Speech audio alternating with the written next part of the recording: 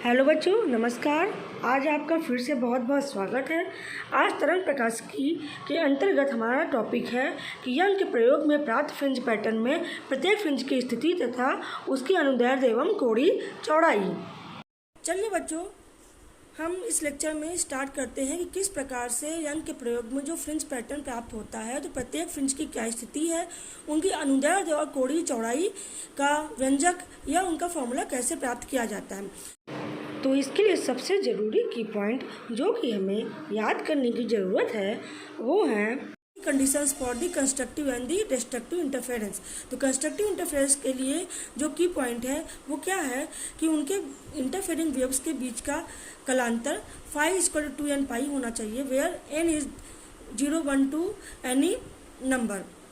ठीक है, इसी के करस्पॉन्डिंग में जो पथांतर या पाथ डिफरेंस है वो होना चाहिए n लैम्डा, जहाँ पर n जो है यही नंबर होगा 0, 1, 2 और लैम्डा क्या होगा, तरंग की तरंग दैर्ध्य। ओके,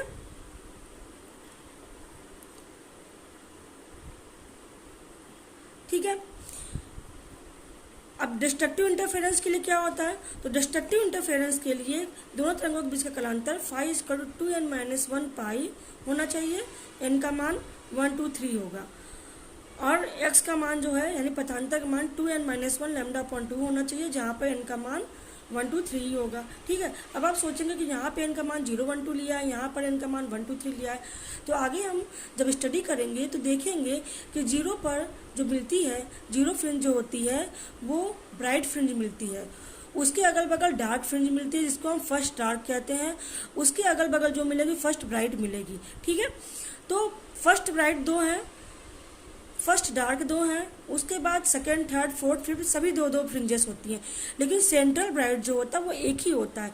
इसलिए 0 जो है ब्राइट फ्रिंज होती है और वो सेंटर करस्पॉन्ड करती है, इसलिए यहाँ पे हम ब्राइट फ्रिंज के लिए 0 लेते हैं, क्योंकि कंस्ट्रक्टिव इंटरफेरेंस से ब्राइट फ्रिंज ही मिलेगी, डार्क फ्रिंज नहीं मिलेगी। इसलिए n = 0 करस्पॉन्ड करेगा किसको, ब्राइट फ्रिंज को करस्पॉन्ड करेगा।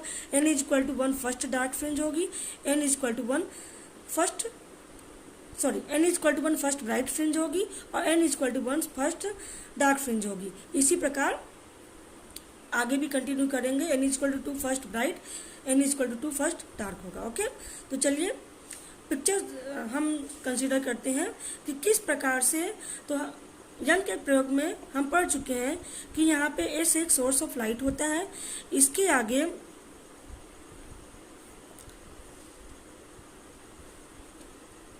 S से बराबर दूरी पे 2 स्लिट्स होती हैं S1, S2। यहाँ से कुछ दूरी पर एक स्क्रीन लगा होता है, पर्दा होता है। इन दोनों के बीच की जो डिस्टेंस होती है वो कैपिटल D होती है और दोनों स्लिट्स के बीच की डिस्टेंस स्मॉल d होती है। ओके, यानी एक्सिस के ऊपर जाएंगे तो ये हाफ डिस्टेंस d/2 होगी, ये हाफ डिस्टेंस भी d/2 होगी। ओवरऑल डिस्टेंस जो होगी, ओवरऑल डिस्टेंस स्मॉल d होगी। ओके, ये क्या है, this is the point source. ठीक है, जहाँ से चारों तरफ लाइट्स निकल रही हैं। S1, S2 सेकेंडरी सोर्स का काम करेंगे, यहाँ से वेव्स निकलेंगी। मान लिया कि एक वेव निकल के जाती है पर्दे पे, यहाँ मिलती है, इससे वेव निकलते हुए ये दोनों वेव्स जाके पर्दे पे इस पॉइंट P पर टकरा रही हैं। ठीक, अब यहाँ पे टकराते, जब ये टकराएंगी तरंगे, तो यहाँ पे ब्राइट मिलेगा या डार्क मिलेगा, ये डिपेंड करेगा किस पर, ये डिपेंड करेगा कि इन दोनों तरंगों के बीच का पथांतर या कलांतर कितना है। तो इनका पथांतर और कलांतर कैसे हम प्राप्त करेंगे, देख रहे हैं कि ये किरण यहाँ से यहाँ गई, ये दूसरी वेव है, इसलिए हमने इसको डबल एरो से डिनोट किया है। तो wave number 1 and wave number 2, इनके द्वारा चली गई दूरी जो है S1P है, इनके द्वारा चली गई दूरी S2P है।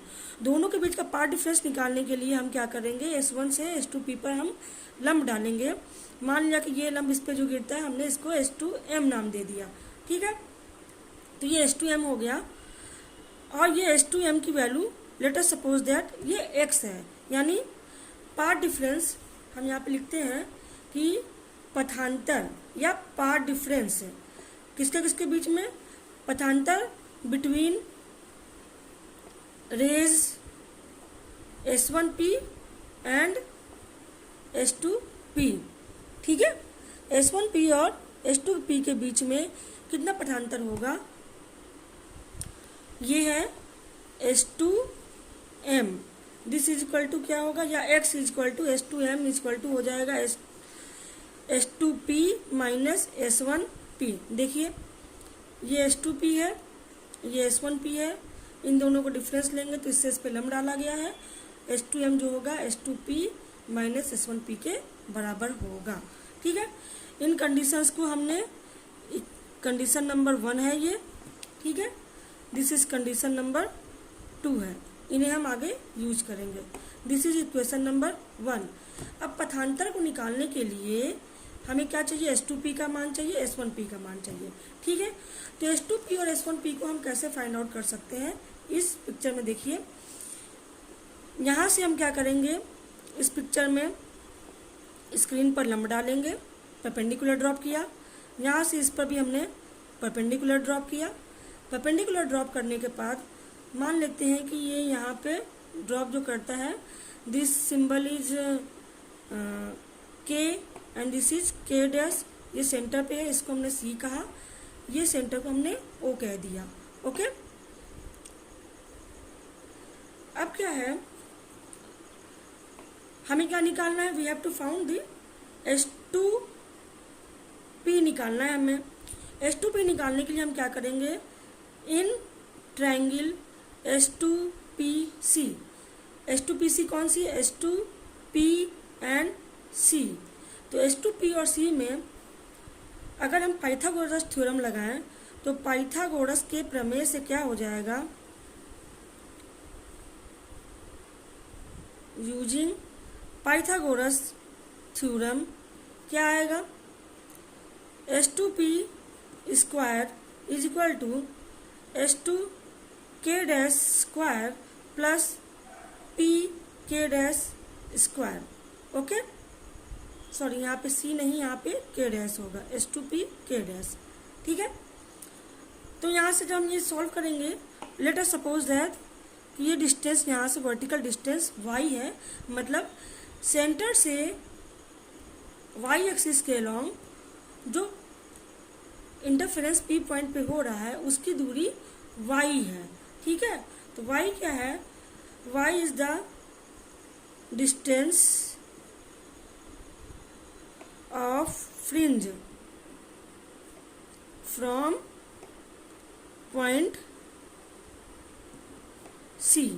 ठीक है, C से P का डिस्टेंस है, vertical distance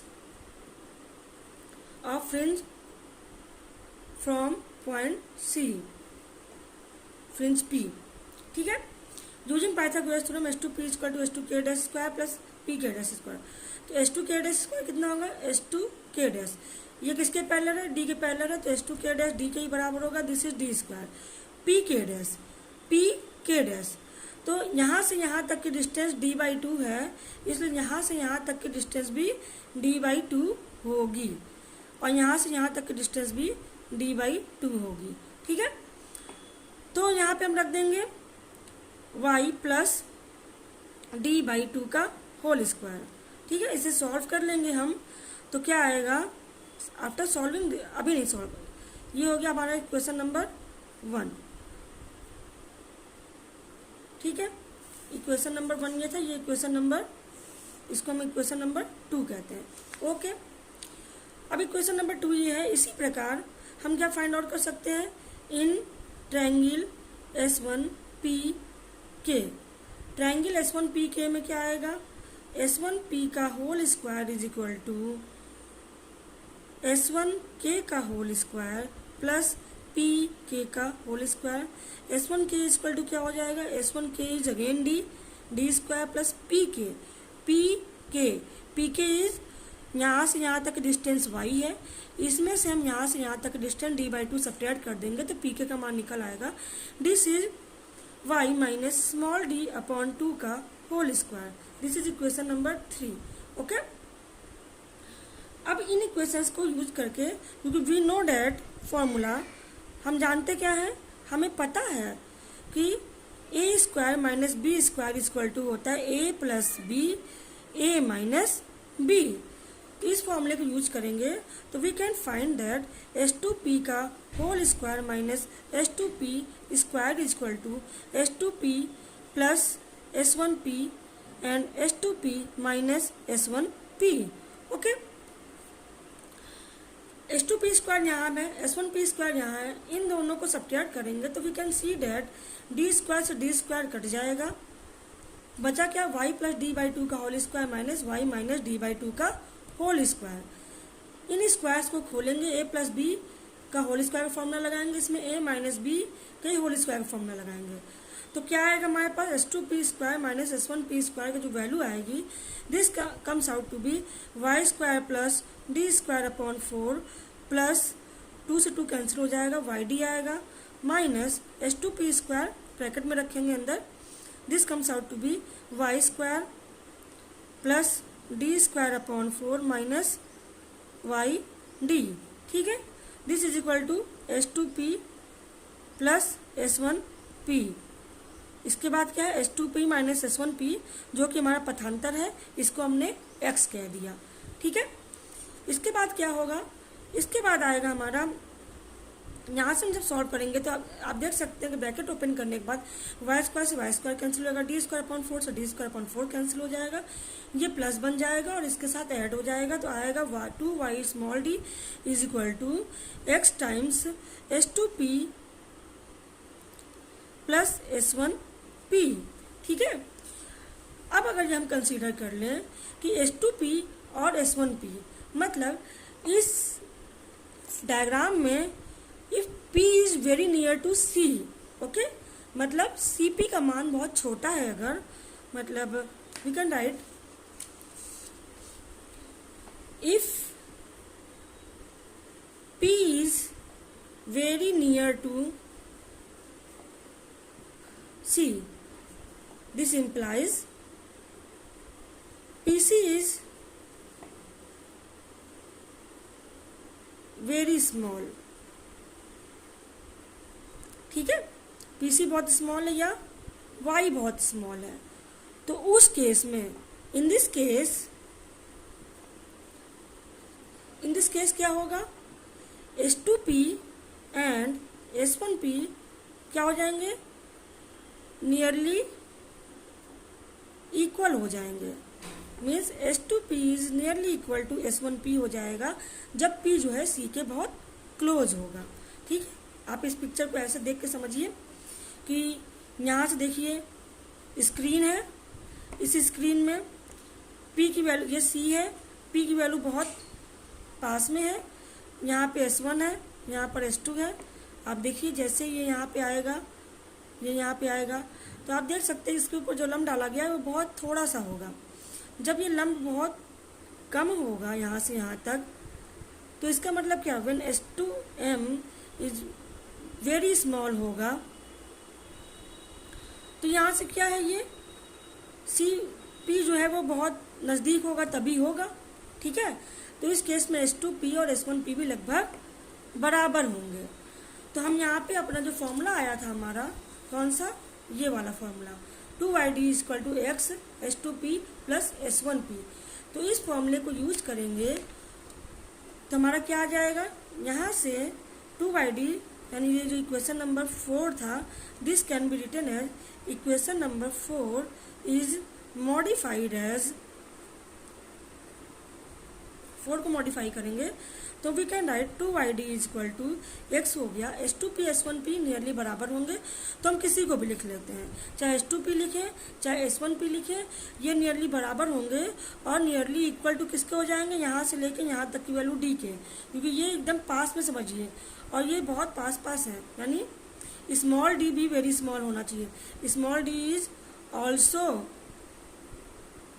small, small d is also small, small D भी बहुत कम हो तो ये वैल्यू कम हो जाएगी, स्मॉल डी बहुत कम होगा, पी सी के बहुत क्लोज होगा, तो S1P S2P दोनों जो है वो कैपिटल डी के बराबर होंगे। तो इस एजम्पशन को मानते हुए हम इस फॉर्मूले में पुट करते हैं 2YD equal to x into क्या आएगा, और चूंकि S1P प्लस S2P है तो ये हो जाएगा 2S2P के, this is equal to x 2S2P का मान है D। ठीक है, ये है 2YD, 2 से 2 कैंसिल हो जाएगा, यहाँ से आएगा x is equal to y d upon capital D. तो यहाँ पे हमें ये क्या मिल गया, ये हमको मिल गया कि दोनों तरंगों के बीच का जो पाथ डिफरेंस है, this is the equation for path difference of interfering waves.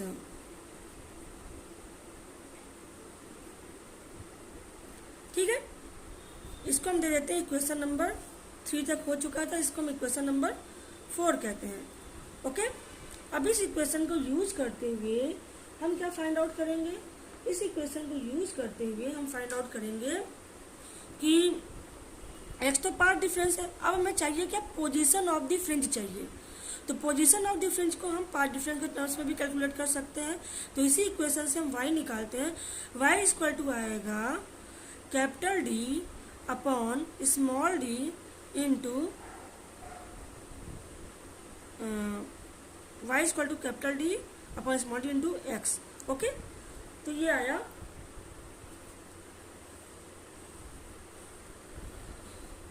Equation for position of fringe. अब बात ये आती है कि फ्रिंज जो है ब्राइट भी है और डार्क भी है, तो ये किस फ्रिंज के लिए इक्वेशन है। तो ये हमें फाइंड आउट करने के लिए कि ये इक्वेशन ब्राइट फ्रिंज की है या डार्क फ्रिंज की है, तो इसके लिए हम आगे प्रोसीड करते हैं कि पोजीशन ऑफ, हमें क्या निकालना है, position of bright fringe, bright fringe या दीप्त फ्रिंज निकालना है। दीप्त फ्रिंज की हमें पोजीशन निकालनी है। तो दीप्त फ्रिंज की पोजीशन निकालने के लिए हम क्या करेंगे, हम इसी इक्वेशन को दीप्त फ्रिंज के लिए यूज कर रहे हैं, तो हमने इसका सफिक्स बी लिख दिया, बी स्टैंड्स फॉर ब्राइट, और इस फॉर्मूले को हमने capital D upon small D x लिखा। अब यहाँ पे एक्स जो काम करेगा, ये पथांतर किसके लिए होना चाहिए, कंस्ट्रक्टिव इंटरफेरेंस के लिए जो भी पथांतर की वैल्यू होगी हम यहाँ पे वो वैल्यू पुटअप करेंगे।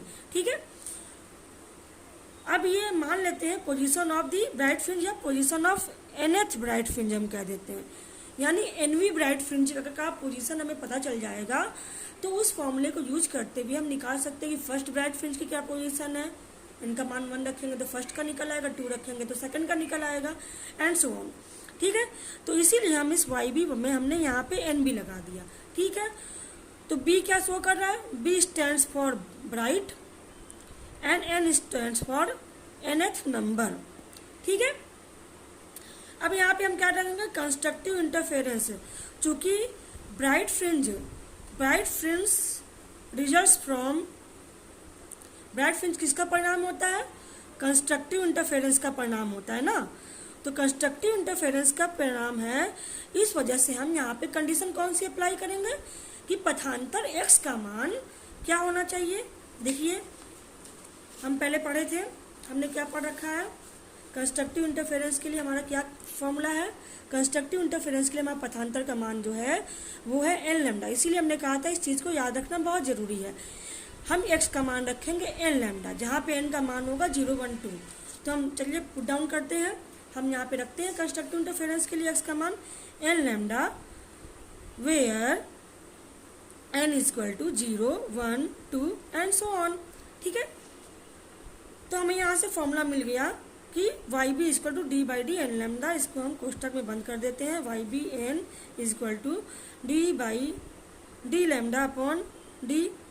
ठीक है, यहाँ पे हो गया या n D lambda upon d भी कह सकते हैं इसको। तो this is the equation for the position of bright fringe. ठीक है, position of nth bright fringe का जो इक्वेशन है वो ये है, इसको हमने इक्वेशन नंबर 4 हो चुका है, ये है नेक्स्ट इक्वेशन 5। अब नेक्स्ट क्या है, अब नेक्स्ट हम कंटिन्यू करते हैं। नेक्स्ट क्या कंटिन्यू करते हैं कि अगर हमें इसी से, जैसे हमने बात कही थी, सेंट्रल ब्राइट की पोजीशन क्या होगी, position of central bright fringe, position of central bright fringe क्या हो जाएगा, n की जगह पे क्या रखेंगे, n इक्वल टू 0 रखेंगे। तो वाई जीरो इक्वल टू क्या हो जाएगा, एन का मान जीरो रखेंगे जीरो। ये हमारा जीरो पोजीशन है सेंट्रल ब्राइट के लिए, ठीक है। ये हमारा यहाँ से यहाँ तक मैंने इसको डार्क कर दिया। This is first dark, this is second dark. इसके बाद ऐसे ही यहाँ पे है, दिस इज थर्ड डार्क। इसी प्रकार नीचे भी फर्स्ट डार्क, सेकेंड डार्क,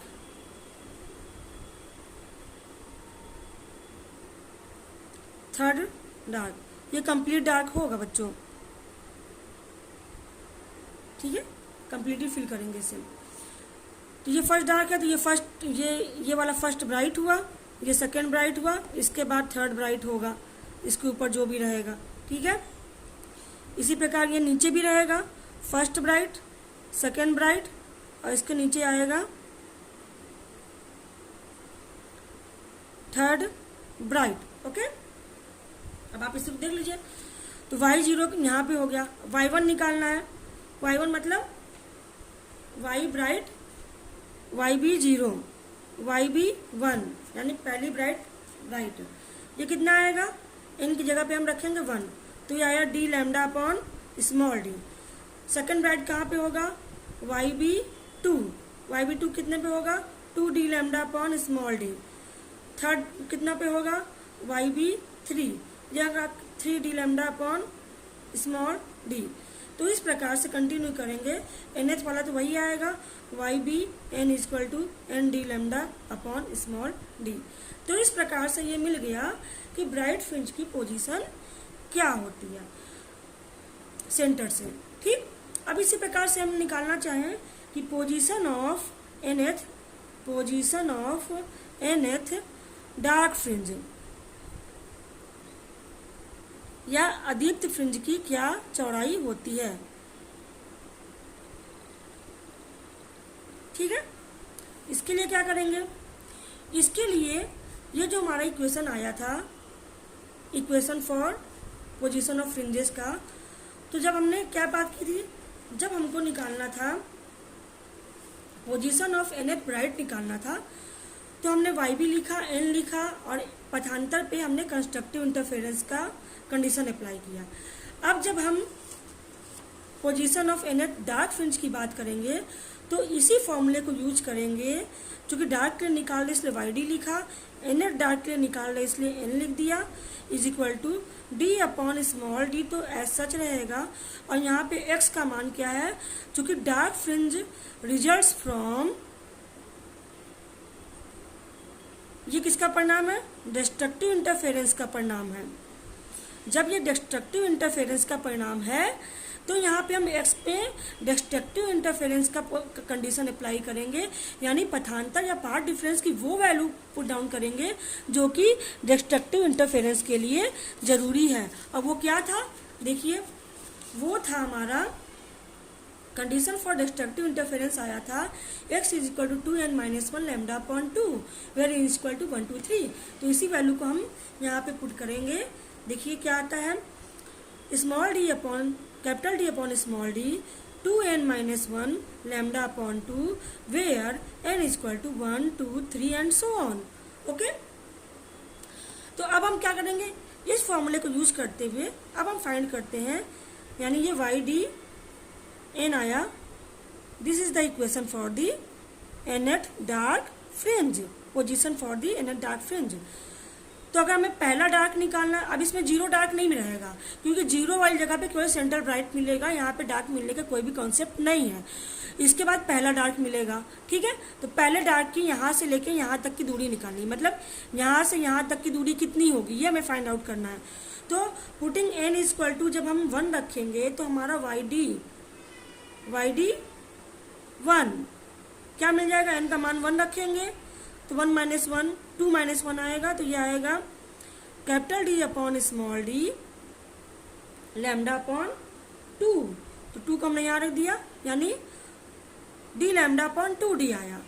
जब एन इक्वल टू 2 रखेंगे तो ये क्या है, ये फर्स्ट डार्क की पोजीशन है, सेकेंड डार्क की पोजीशन जो निकालेंगे हम YD2, this comes out to be, जब 2 रखेंगे तो ये आएगा 3/2 d lambda upon small d। इसी तरह n इक्वल टू 3 रखेंगे तो फॉर n इक्वल टू 3 ये आएगा YD3 इक्वल टू आएगा 5/2 d lambda upon small d। ये हो गया थर्ड डार्क के लिए। ठीक है, तो इस प्रकार से एनवे की तो यही फॉर्मूला होगा।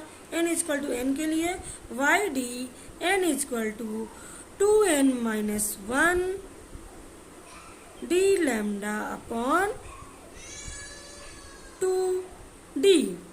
ओके, ये किसके लिए? nth डार्क के लिए। ठीक है, अब हम क्या फाइंड आउट करेंगे? अब चूंकि हमें सारे फ्रिंजेस की फर्स्ट डार्क कहाँ पे होगा, फर्स्ट ब्राइट कहाँ पे होगा, सेकंड डार्क कहाँ होगा, सेकंड ब्राइट कहाँ होगा, इन सब की यहाँ से हमें वर्टिकल डिस्टेंसेस मालूम चल गई हैं। तो अब हमें क्या निकालना है? अब हमको ये निकालना है कि इन फ्रिंजेस की मोटाई कितनी होगी। तो इन फ्रिंजेस की मोटाई निकालने के लिए हम ये समझ सकते हैं कि चूंकि डार्क फ्रिंज, कोई भी 2 डार्क के बीच में आप देखिए d lambda upon 2d, 3d lambda upon 2d, 5d lambda upon 2d, तो यानी सबके बीच का जो डिफरेंस है वो कांस्टेंट बना है, अब वो है d lambda upon small d। इसी प्रकार ब्राइट फ्रिंज का जब हम देखते हैं तो ब्राइट वाले में भी क्या आया था, ब्राइट वाले में भी देखिए आया था फर्स्ट ब्राइट, ये n इक्वल टू 1 के लिए था, n equal to 2, n equal to 3 and so on, n equal to n के लिए ये फर्स्ट ब्राइट था, ये सेकेंड ब्राइट था। ठीक, इसी प्रकार से ये थर्ड ब्राइट था। ओके, और ये nth ब्राइट था। तो हम देख रहे हैं कि इनके बीच भी d lambda upon d, 2d lambda upon d जो डिफरेंसेस है वो कांस्टेंट है। d लैम्डा d अपॉन इसका भी है, d लैम्डा d अपॉन इसका भी है। ठीक है, तो ये पट्टियां जो है लगभग बराबर मोटाई की ही रहती हैं। निकाल लेते हैं क्या होती है इनकी चौड़ाई। अब हम निकालेंगे विड्थ ऑफ द फ्रिंजेस। ठीक है, तो इसके लिए हम पहले क्या निकालते हैं, विड्थ ऑफ nth ब्राइट निकाल लेते हैं। nth ब्राइट फ्रिंज यानी nवां दीप्त फ्रिंज जो है हमें उसकी चौड़ाई या मोटाई निकालनी है। तो फॉर एग्जांपल W ब्राइट किसका, nth का, यानी n नंबर का, हमें n नंबर की जो ब्राइट फ्रिंज है उसका हमें विड्थ निकालना है। ठीक है, हमें नहीं पता कि सबकी सेम आएगी कि नहीं आएगी, वो बाद में क्लियर होगा जैसा भी फॉर्मूला आएगा। तो WBN का मान कितना आ जाएगा, WBN निकालना है nवां ब्राइट। मान लेते हैं फॉर एग्जांपल n जो है हमारा 5वां फ्रिंज है, या n जो है हमारा तीसरा ब्राइट है। तो इस फॉर्मूले में, इस पिक्चर में आप देखिए तीसरा ब्राइट किसके किसके बीच में आ रहा है, ये थर्ड ब्राइट है, ये थर्ड डार्क है, ये वाला फोर्थ डार्क होगा। ठीक है, तो आप देख सकते हैं कि तीसरा ब्राइट तीसरे डार्क और चौथे डार्क के बीच में प्रेजेंट है। ठीक है, तो चौथे डार्क की पोजीशन से तीसरे डार्क की पोजीशन को अगर माइनस कर दें तो क्या निकल आएगा, तीसरे ब्राइट और दूसरे ब्राइट की चौड़ाई निकल आएगी। सिंपल सी बात है। ठीक है, फिर समझिए यहाँ से यहाँ तक की जो डिस्टेंस है ये किसकी है, चौथे डार्क फ्रिंज की है, मतलब y डार्क 4 का है। ठीक है, चौथे डार्क की YD4 जो है यहाँ पे है, और यहाँ से यहाँ तक की जो पोजीशन है ये क्या है, ये YD3 है। ठीक है, जब YD4 से YD3 को घटा देंगे हम तो क्या निकल आएगा, ब्राइट फ्रिंज की, तीसरे ब्राइट फ्रिंज की चौड़ाई निकल आएगी। ठीक है, तो इसी प्रकार nवें ब्राइट फ्रिंज की चौड़ाई निकालने के लिए, यानी तीसरे का निकालना है तो हमें तीसरे ब्राइट का निकालना है तो चौथे डार्क से तीसरे डार्क को घटाना है। तो इसी प्रकार nवें ब्राइट की निकालनी है तो n+1वें ब्राइट से n+1वें डार्क से nवें डार्क को घटाना पड़ेगा, यानी y position of dark fringe of n+1वां।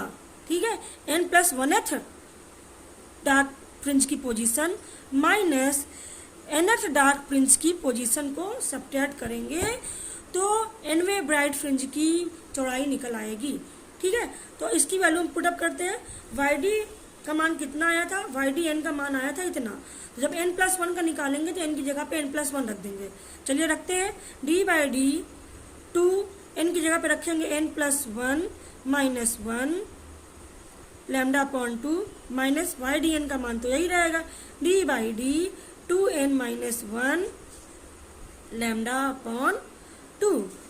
अब इसको आप सॉल्व करेंगे तो सॉल्व करने पे क्या आएगा, 2n माइनस लैम्डा अपॉन 2, यानी ये टर्म और ये टर्म इसमें कॉमन बना रहेगा। एक टर्म आएगा हमारा जो कि कैंसिल होके सीधा हमारा आएगा D lambda upon small D आएगा, यानी WBN का मान आ गया D lambda upon small D. आप इसको सॉल्व करेंगे तो आप देखेंगे 2n D lambda upon D आएगा, यहाँ से भी आएगा, ओवरऑल सॉल्व करने के बाद D lambda upon small D मिलेगा। ठीक है, इस इक्वेशन का नंबर, ये इक्वेशन 5 था एनएच ब्राइट का। एनएच डार्क के इक्वेशन को हम लेते हैं equation number 6। This is equation number 7। अब चूंकि क्या है, this equation is free from n, इसमें n नहीं आ रहा है, तो इसलिए n बराबर 1 रखें, 2 रखें, 3 रखें, 4 रखें, कुछ भी रखें, सब के लिए डी लैम्डा अपॉन डी का मान सेम रहेगा, क्योंकि n इसमें है ही नहीं। इसलिए चूंकि this is free from n, तो लीविंग, इसलिए हम लीविंग n सिंबल को हम हटा देते हैं, इसलिए लेके चले थे। अगर n का मान आता तो कुछ और बात होती, लेकिन n का मान इसमें n यहाँ कहीं है नहीं, इसलिए हम इसको विदाउट n भी लिख सकते हैं, यानी fringe width of bright equal to आ गया D lambda upon small D. ये हो गया फ्रिंज विड्थ की बात। ठीक है, इक्वेशन नंबर 8। इसी प्रकार अब हम निकालेंगे width of Annette dark fringe. तो अब इसको समझने की कोशिश करिए कि एनवा डार्क किसके किसके बीच में प्रेजेंट होगा। तो एनवा डार्क की जो पोजीशन होगी, यहाँ से आप फिर से देखिए, मान लेते हैं हम दूसरे डार्क की बात करते हैं, तो दूसरा डार्क किसके किसके बीच में है। आप देख सकते हैं कि दूसरा डार्क पहले ब्राइट और दूसरे ब्राइट के बीच में है, यानी सेकेंड डार्क की बात करनी है हमें, तो हमें पहले ब्राइट और दूसरे ब्राइट को देखना पड़ेगा। दूसरे ब्राइट की पोजीशन से पहले ब्राइट की पोजीशन को हमें सब्ट्रैक्ट करना पड़ेगा, तो सेकेंड डार्क का मोटाई निकल आएगा। ठीक है, तो इसी प्रकार एनथ डार्क का अगर पोजीशन देखना होगा तो एनवे ब्राइट में से n-1वे डार्क फ्रिंज की पोजीशन को घटाना होगा। बहुत सारी बुक्स में इस बात को माइन्यूटली नहीं लिखा रहता है, इसलिए कंफ्यूजन हो जाता है।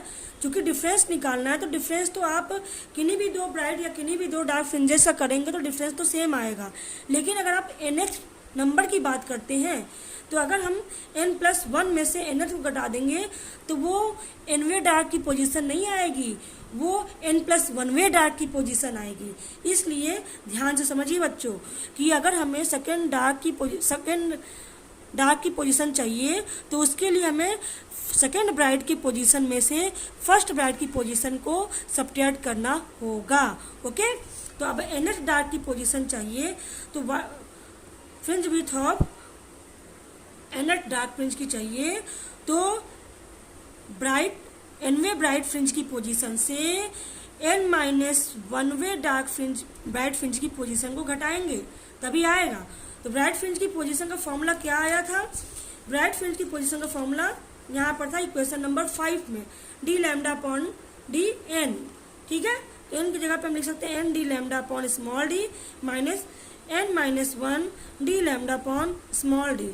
This comes out to be, यहाँ से आप देखिए ब्रैकेट ओपन करेंगे तो N D lambda upon D cancel हो जाएगा, आएगा D lambda upon small D. तो आप देख सकते हैं कि WDN का मान भी डी लैम्डा अपॉन डी ही आ रहा है। तो ये इक्वेशन और ये इक्वेशन सिमिलर है और दोनों ही n से फ्री है, ये भी फ्री फ्रॉम n है, फ्री फ्रॉम n आ रहा है, तो इसको भी हम n छोड़ देंगे तो WD इक्वल टू आया d lambda upon small D. अब हम देख सकते हैं कि from equation 8 and 9, from equation 8 and 9 क्या है, इक्वेशन 8 और 9 बोलता है फ्रॉम इक्वेशन 8 एंड 9 क्या आता है, WB is equal to WD। ठीक है, ब्राइट फ्रिंज की जो फ्रिंज विड्थ है चाहे वो किसी भी नंबर की हो, डार्क फ्रिंज की जो फ्रिंज विड्थ है, चाहे वो किसी भी नंबर को, दोनों सेम है, तो क्यों ना इसे केवल हम W ही लिखें। तो W इक्वल टू आया d लैम्डा अपॉन डी। तो इस प्रकार से हमें प्राप्त हो गया कि यंग एक्सपेरिमेंट में जो फ्रिंज पैटर्न बनता है, इंटरफेरेंस पैटर्न बनता है, उसमें सभी फ्रिंजेस जो होती हैं समान मोटाई की होती हैं और इन फ्रिंजेस की चौड़ाई डायरेक्टली प्रोपोर्शनल होती है डी के, डायरेक्टली प्रोपोर्शनल होती है लैम्डा के और इन्वर्सली प्रोपोर्शनल होती है स्मॉल डी के। यानी फ्रिंज विड्थ की अच्छी चौड़ाई के लिए बहुत ज़्यादा चौड़ाई होना भी अच्छा नहीं है। तो एक मॉडिफाइड या मॉडरेट चौड़ाई के लिए कैपिटल डी का मान ज़्यादा होना चाहिए, लैम्डा का मान भी सफिशिएंट मोनोक्रोमेटिक लाइट होनी चाहिए। एक बार हमने मोनोक्रोमेटिक लाइट यूज कर लिया तो लैम्डा पे हमारा कंट्रोल नहीं है। We can control capital D and small D. तो डब्ल्यू का मान सफिशिएंट प्राप्त करने के लिए डी का मान ज़्यादा होना चाहिए, स्मॉल डी का मान कम होना चाहिए। ओके, चलिए अब हम निकालेंगे कि एंगुलर विड्थ या कोणीय चौड़ाई कितनी होती है। बहुत सारी बुक्स में या नियरली ऑलमोस्ट सभी बुक्स में directly angular width tan theta is equal to W upon D लिख दिया जाता है। ठीक है, अब उससे बच्चों में कन्फ्यूजन रहता है कि आखिर ये W अपॉन डी आया कहाँ से। लीनियर विड्थ सेम होने का, एंगुलर विड्थ पे सेम होने का क्या प्रभाव पड़ता है। tan theta equal to W upon D हम कहाँ से लें, क्या W ये चौड़ाई है, ये W अपॉन डी यहाँ से यहाँ तक डायरेक्टली कैसे ले लिया गया, क्योंकि tan थीटा तो लंब बटे आधार या परपेंडिकुलर अपॉन बेस होता है। अब इसमें कौन सा थीटा के लिए, पहली बात तो ये नहीं डिफाइन होता कि कोणीय विड्थ की डिफिनेशन क्या है। तो चलिए पहले जानते हैं कोणीय विड्थ क्या होता है। तो सपोज कर लेते हैं, अभी यहाँ पे हमने जो पिक्चर बनाया है वो हमने सेकंड ब्राइट फ्रिंज के लिए बनाया। तो सेकंड ब्राइट फ्रिंज हमारा देखिए, ये सेंटर ब्राइट है, ये first bright, second bright, third dark and so on इसके ऊपर रहेगा। तो जो सेकंड ब्राइट है इसके लिए हमने कंसीडर किया है। तो आप देखिए सेकंड ब्राइट की जो चौड़ाई है वो दो third dark and second dark के बीच में है। तो ये चौड़ाई एक्सिस पर जितना एंगल फॉर्म करती है, यही एंगल जो होता है अलग अलग, चाहे वो ब्राइट फ्रिंज हो, चाहे सेकंड डार्क फ्रिंज हो, चाहे कोई भी, अगर ये जितना यहाँ पे सेंटर पे फॉर्म करेगी वो इसकी कोणीय चौड़ाई हो गई। ये वाली ब्राइट फ्रिंज, चूंकि सारे ब्राइट फ्रिंज सेम चौड़ाई के लिए हैं और सारे डार्क फ्रिंज सेम चौड़ाई के लिए हैं, इसलिए ये जो है यहाँ पे सेम एंगल फॉर्म करेंगे। ठीक है, तो अब हम किसी भी एक एंगल का फॉर्मूला निकाल लेते, और निकालने के लिए हम करेंगे क्या, आप इसको ध्यान से समझने की कोशिश करिए कि अगर हमें थीटा निकालना है तो we can find out tan theta. ठीक है, अगर हम tan थीटा देखें, या सबसे पहली बात हम ये देख लें कि क्या होता है, थीटा इक्वल टू आएगा θ2 माइनस θ1। ये क्लियर है। तो अब tan theta equal to direct tan θ2 minus θ1 नहीं हो सकता है, लेकिन इफ थीटा इज स्मॉल, ठीक है, इफ थीटा इज स्मॉल तो क्या हो जाएगा, थीटा अगर बहुत स्मॉल है, θ1 एंड θ2 भी वेरी स्मॉल है। ठीक है, स्मॉल है, तो पहली बात तो हम जैसे पहले निकाल चुके हैं, tan θ1 इक्वल टू क्या होगा, tan θ1 इक्वल टू लंब बटे कर्ण से यहाँ से लेके यहाँ तक की डिस्टेंस हो जाएगी। मीन्स ये जो डिस्टेंस आएगी ये YD2 की होगी, और tan θ2 के लिए यहाँ पे आएगा YD3 का होगा। ठीक, तो अगर हम nth की बात करते हैं कि कोई भी एनोवा फ्रिंज है, तो एनोवा फ्रिंज ब्राइट हो चाहे डार्क हो, दो के बीच में प्रेजेंट होगा। तो मान लेते हैं कि अगर हम थीटा ऑफ n निकालते हैं तो थीटा ऑफ n+1 और n के बीच में प्रेजेंट है। ठीक है, क्योंकि देखिए आप सेकंड ब्राइट की बात करते हैं तो तीसरे और दूसरे के बीच में रहेगा। तो अगर हम nth की बात करेंगे तो n+1 भी और n के बीच में रहेगा। ठीक है, और ब्राइट और डार्क दोनों की कोणीय चौड़ाई सेम ही होगी। तो tan θ1 यहाँ से निकालेंगे बिना टाइम गवाए, तो यहाँ से सीधे सीधे आ गया YD θ1 की जगह पे हम यहाँ पे tan थीटा ऑफ n+1 कर देते हैं। tan थीटा ऑफ n+1 जो आएगा हमारा आएगा YD of n+1 upon capital D. इसी प्रकार tan थीटा ऑफ n जो आएगा वो आएगा YD of n upon capital D के। ठीक है, मतलब ये n+1वें की कोड़ी की tan है और ये nवें डार्क का tan है। ठीक है, इन दोनों को हम सब्ट्रैक्ट कर देते हैं।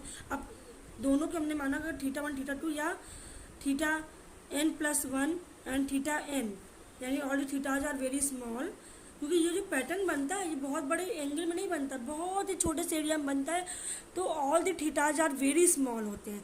तो हम जो स्मॉल मान रहे हैं ये चाहे 0 वाला हो चाहे nth वाला हो, सबका मान थीटा बहुत स्मॉल ही होगा। ठीक है, तो अब इनको कंसीडर करें तो यहाँ से अगर थीटा बहुत स्मॉल है तो हम tan को डायरेक्ट, आप जानते हैं for small theta we can write tan theta is equal to theta.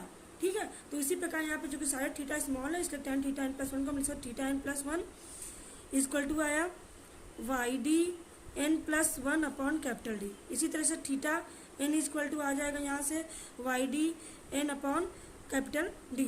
अब थीटा n+1 और थीटा n निकालेंगे। ठीक है, तो थीटा, इसके बाद क्या आएगा, इसके बाद आएगा थीटा इक्वल टू जो आएगा थीटा n इक्वल टू आएगा theta n+1 minus theta n, दोनों की वैल्यूज रख देंगे तो आ जाएगा YD n+1 upon capital D minus YD n upon capital D. तो यहाँ से हम देख रहे हैं कि 1 अपॉन डी का कॉमन ले लेंगे तो under YD n+1 minus YD n। ठीक है, अब ये क्या चीज़ है, दो क्रमागत या दो कंसेक्टिव डार्क फ्रिंजेस के बीच की दूरियों का बीच में डिफरेंस है, तो ये कुछ नहीं है, ये फ्रिंज विथी है। तो यहाँ से आता है थीटा का मान W/D, जो कि सभी बुक्स में डायरेक्ट लिखा होता है। ये अगेन फ्री फ्रॉम n है, तो हम n हटा देंगे, थीटा इक्वल टू W/D लिखेंगे, तो किसी भी फ्रिंज की कोणीय चौड़ाई थीटा बराबर W/D हो गई। ठीक है, W का मान रखेंगे d lambda upon capital D, sorry d lambda upon small d, और कैपिटल D ये वाला, कैपिटल D कैंसिल हो जाएगा, तो एंगुलर विथ कितना आ गया λ/d। तो ये यहाँ से आया कि एंगुलर विथ जो आया फ्रिंज पैटर्न में उसका मान हो गया λ/d। तो इस प्रकार से यंग एक्सपेरिमेंट में फ्रिंजेस की कोणीय चौड़ाई और उसकी लीनियर चौड़ाई मतलब अनुदैर्ध्य चौड़ाई और सारे फ्रिंजेस की पोजीशंस क्या क्या होती हैं, सब कुछ हम लोगों ने पढ़ लिया और आशा करते हैं कि आपको समझ में आ गया होगा। बहुत डिटेल में आपको समझाने की मैंने कोशिश की है। ओके।